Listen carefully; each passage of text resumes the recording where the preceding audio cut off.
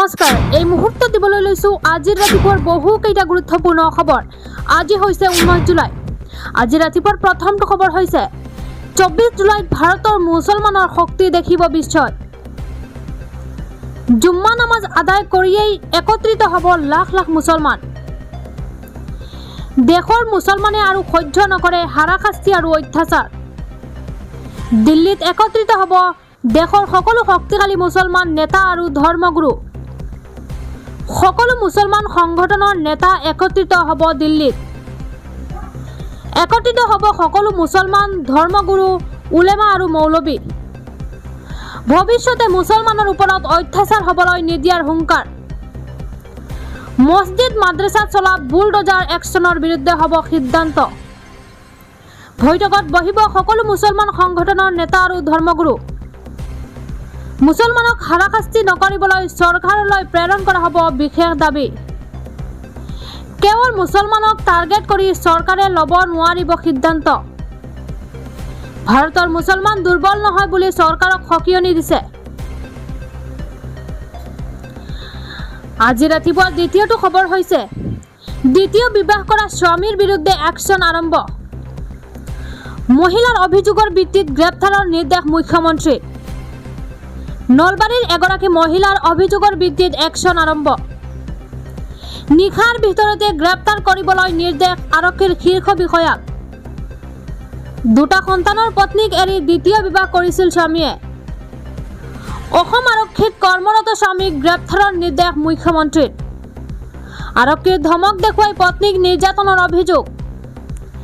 মুখ্যমন্ত্ৰীক লিখিত অভিযোগৰ পিছত গ্ৰেপ্তাৰৰ নিৰ্দেশনা। আজি ৰাতিপুৱা তৃতীয়টো খবৰ হৈছে সাৱধান ৰাজ্যবাসী। নেৰানেপেৰা বৰষুণ, ধুমুহা, বজ্ৰপাতৰ এলাৰ্ট জাৰি। 18 জুলাইৰ পৰা 22 জুলাইলৈকে IMDৰ এলাৰ্ট। ভাৰতীয় বতৰ বিজ্ঞান বিভাগৰ সতৰ্কবাণী। উজনিৰ পৰা নামনিলৈ প্ৰায় কেইখন জিলালৈ জাৰি এলাৰ্ট কৰা হৈছে। মহানগৰীত এজাক বৰষুণতে পুনৰ হাহাকাৰ পৰিৱেশ। কৃত্ৰিম বানৰ বাবে আবদ্ধ শ শ যান বাহন। পুনৰ ভয়ংকৰ যান জঁটৰ সৃষ্টি। কোকৰাঝাৰ, বঙাইগাঁও, বৰপেটাৰ অৰেঞ্জ এলাৰ্ট।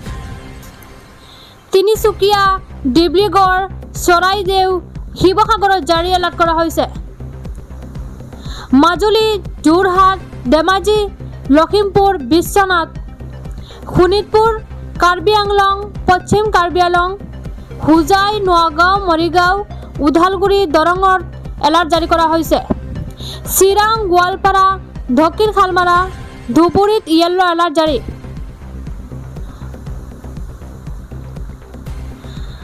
আজি ৰাতিপুৱাৰ আন এটা খবৰ হৈছে অভিজিৎ দীপকৰ ওপৰত চিয়াহী নিক্ষেপ এগৰাকী মহিলাৰ। প্ৰতিবাদৰ সময়তে এগৰাকী মহিলাই নিক্ষেপ কৰিছিল চিয়াহী। সুনম ৱাংচুকক চিকিৎসালয়লৈ প্ৰেৰণৰ পিছতেই অনশনত বহাৰ সিদ্ধান্ত লৈছিল অভিজিৎ দীপকে। আৰক্ষীয়ে বাধা দিয়াৰ পিছতো যন্তৰ মন্তৰত অব্যাহত ৰাখিছিল প্ৰতিবাদ।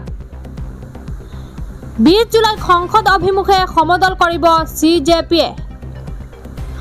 অভিজিৎ দীপকৰ ওপৰত চিয়াহী নিক্ষেপ এগৰাকী মহিলাৰ। আজি ৰাতিপুৱাৰ পৰৱৰ্তী খবৰটো হৈছে এটা বিগ ব্ৰেকিং নিউজ। গৰম বন্ধত মোমায়েকৰ ঘৰত ফুৰিবলৈ গৈ উভতি অহাৰ পথত ভয়ংকৰ দুৰ্ঘটনাত মৃত্যু 13 বছৰীয়া মেহবুব হুছেইনৰ। শ্ৰীভূমিৰ দুহালীয়া পাহাৰৰ 200 ফুট তলত পৰিল মেহবুবে উঠি অহা অটো। একে ঘটনাত সংকটজনক অৱস্থাত 5 গৰাকী ব্যক্তিক চিকিৎসালয়ত ভৰ্তি। আজি ৰাতিপুৱাৰ পৰৱৰ্তী খবৰটো হৈছে এটা ব্ৰেকিং নিউজ। ৰাজ্যত সংঘটিত শোকাবহ ঘটনা।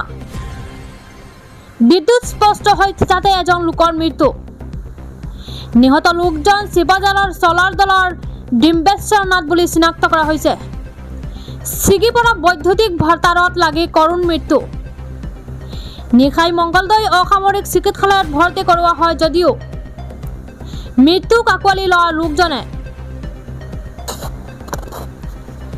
আজি ৰাতিপুৱা আন এটা খবৰ হৈছে পুনৰ ৰাষ্ট্ৰীয় পৰ্যায়ৰ জিলিকিল আজমল ছুপাৰ 40।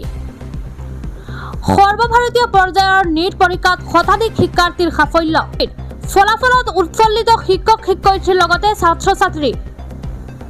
উখল মাখল বৰপুখুৰী নজিৰ আজমল কলেজ অফ এডুকেশ্যন চৌহদ। আজমল ছুপাৰ 40ৰ মুঠ 750 গৰাকী শিক্ষাৰ্থীৰ সাফল্য। মুঠ 660 নম্বৰেৰে সৰ্বভাৰতীয় 876 স্থান লাভ অবিৰোহণ প্ৰিয়মৰ। আজমল ছুপাৰ 40ত প্ৰথম স্থান লাভ কৰে অভিৰোহণ প্ৰিয়মে।